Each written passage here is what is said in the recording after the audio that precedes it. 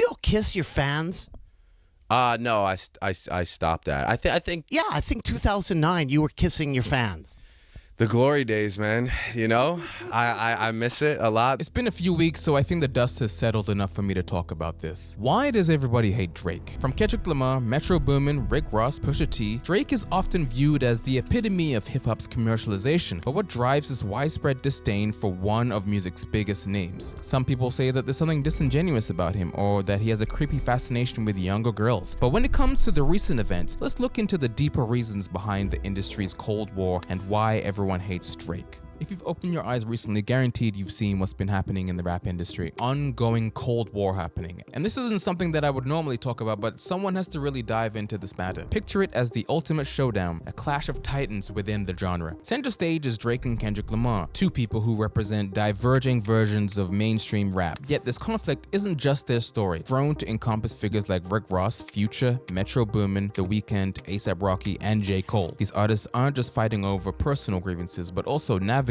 midlife's complexities in the public eye. And the tension continues to peak with every single that drops, like with Kendrick Lamar's Euphoria, a 6-minute lyrical bombardment that challenges Drake's very essence. However, to fully grasp the scale of this drama, we definitely need to rewind to the origins before exploring how it began. On March 22nd, Future unveiled his latest project with Metro Boomin titled We Don't Trust You. Buzz around the album began to swirl the day before its release, fueled by whispers of a rift between Future and Drake. Speculation suggested that the album had veiled jabs and disses aimed at Drake, and upon release, the track like that captured the immediate attention, not just for the alleged subliminal messages, but because Kendrick Lamar was featured in it, taking digs at Drake and even throwing a few barbs at J. Cole. Motherfuck the big three, nigga, it's just big me, nigga. Boom. Meanwhile, The Weeknd contributed to the album with verses hinting at a renewed tension with Drake. Though not featured on the album, Rick Ross couldn't hide his enthusiasm for what seemed like a collective critique of Drake. He took to social media to amplify the sentiment using the moniker White Boy on Instagram, or crudely commenting on Drake's public persona and performance style. Come on, white boy.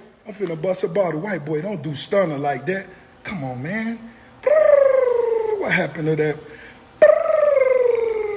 Drake has been often portrayed as a monarch in the music industry, using other artists to enhance his image and credibility, and allegedly even their music. He's been accused of stealing romantic partners and talking negatively about others behind their backs. This just underscores how the pressure of being a top star in the mainstream genre can drive a person to extremes. Drake has dominated the scene for around 15 years, which is unusually long for industry standards. Staying on top for such prolonged period isn't typical. It can lead to paranoia and eccentric behavior. In Drake's case, he might be compared to the Mad King Ares from Game of Thrones, increasingly isolated and a shadow of his former self, concealing himself in his Toronto mansion. As the rap community braced for Drake's countermove, J. Cole unexpectedly jumped into the fray with a moment he'd prefer to forget. This was one of the more bizarre episodes in rap history because J. Cole decides to release a song and then he took it back. J. Cole dropped a surprise mixtape called Might Delete Later, and on it, a track 7-minute drill stood out for his biting lyrics.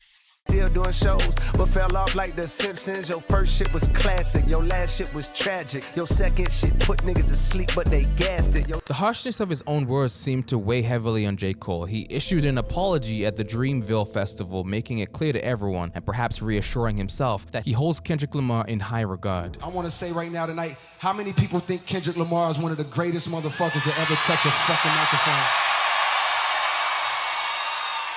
Dreamville, y'all love Kendrick Lamar, correct? As do I.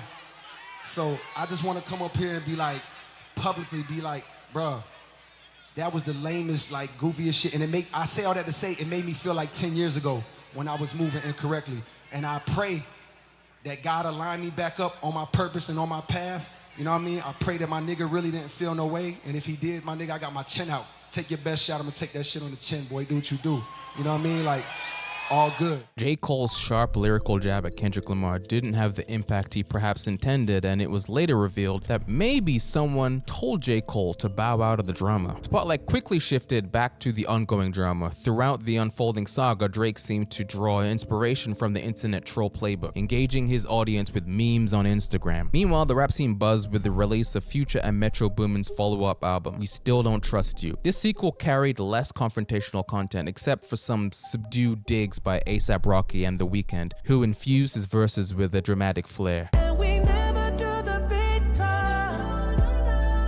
They shoot us making TikToks. Drake's response to the ongoing feud materialized in a diss track called Push-Ups, which surfaced online through a supposed leak. And in this diss track, Drake takes a humorous response to jabs at Kendrick Lamar. A lot of people thought that the track was funny, but lacked situational awareness. Backstage in my city, it was friend zone. You won't ever take no chain off of us. How the fuck you big stepping with a size 7 man's on? His second diss, aimed at Kendrick Lamar, named Tailor Made Freestyle, Drake uses AI technology to mimic the voices of Tupac and Snoop Dogg. Kendrick, we need ya, the West Coast savior. Ain't great in your name and some hip-hop history. If you deal with this viciously, you seem a little nervous about all the publicity. Fuck this Canadian light-skinned doc. A bold move, but this track sparked controversy, notably with Tupac's estate, which they responded with a cease and desist to Drake. This episode highlights the feud's less serious, almost playful nature from Drake's perspective. It underscores his knack for staying relevant and commercially successful regardless of the controversies he stirs. Euphoria.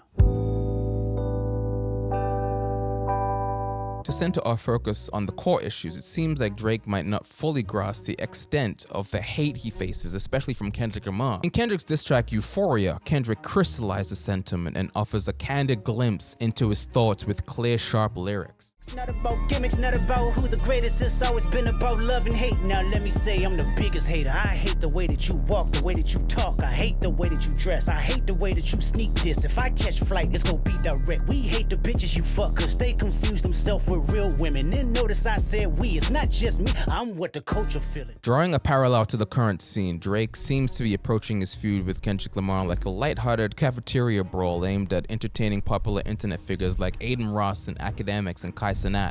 However, he seems to be missing a crucial point. Kendrick harbors genuine animosity towards him like many of Drake's contemporaries. They see Drake as inauthentic. This ongoing tension between Kendrick and Drake isn't merely about rivalry, it's about envy. With Kendrick's Control verse, there's been a constant undercurrent of competition. Each artist envies what the other possesses. Drake yearns for the authentic street credibility that Kendrick commands, while Kendrick eyes Drake's unparalleled commercial success. It isn't just about who can out-rap whom. It's about fundamental battle for legacy and respect in the hip-hop community. In the heart of their conflict, Kendrick fundamentally opposes what Drake symbolizes in the rap industry, a sentiment likely shared by many. Drake embodies the culmination of 4 decades during which corporate interests have steadily integrated hip-hop into mainstream entertainment. He represents what might be considered the perfect rap star, crafted in a lab for mass appeal. Some might say that Drake symbolizes the gentrification of hip-hop. He personifies trends like trap brunch, trap yoga, and slogans like "I am not my ancestors,"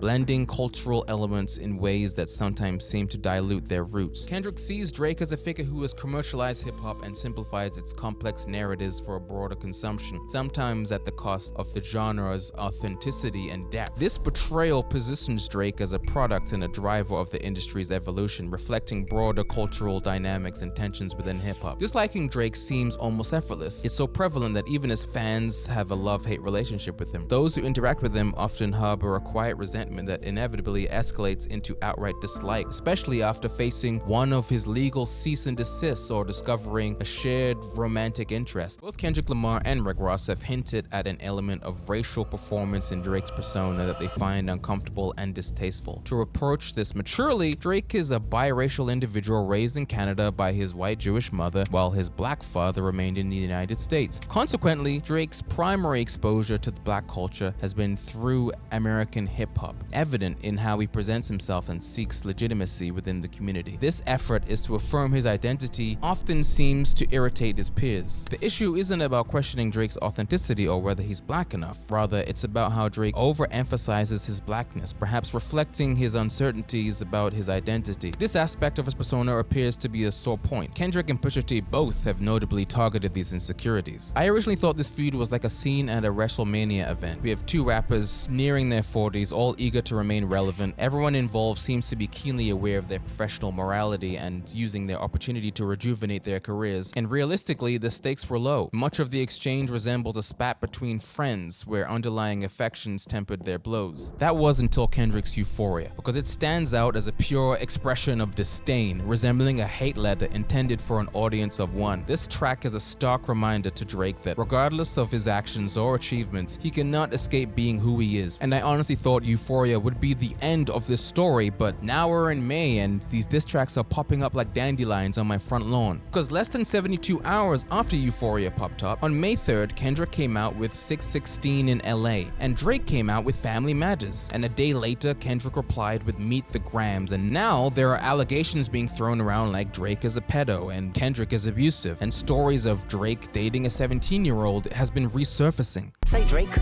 I hear you like I'm young. You better not ever go to cell block 1. To any bitch that talk to him and they in love, just make sure you hide your little sister from him. Just for clarity, I feel disgusted. I'm too respected. If I was fucking young girls, I promise I'd have been arrested.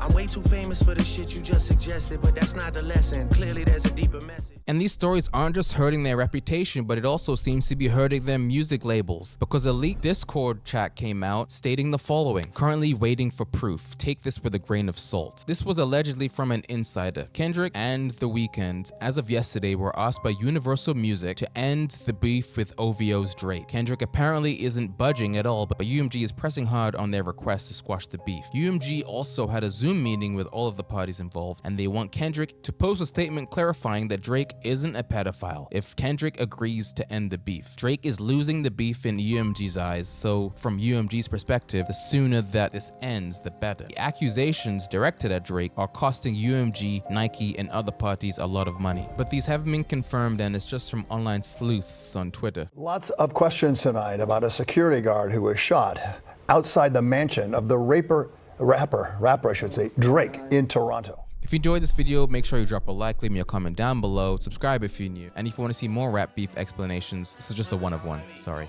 Aye, monster on the beat, ho, Debo, any rap nigga, he a freak though, man down, call her Amber Lambs, tell him breathe bro, nail a nigga to the cross, he walk around like Tizo.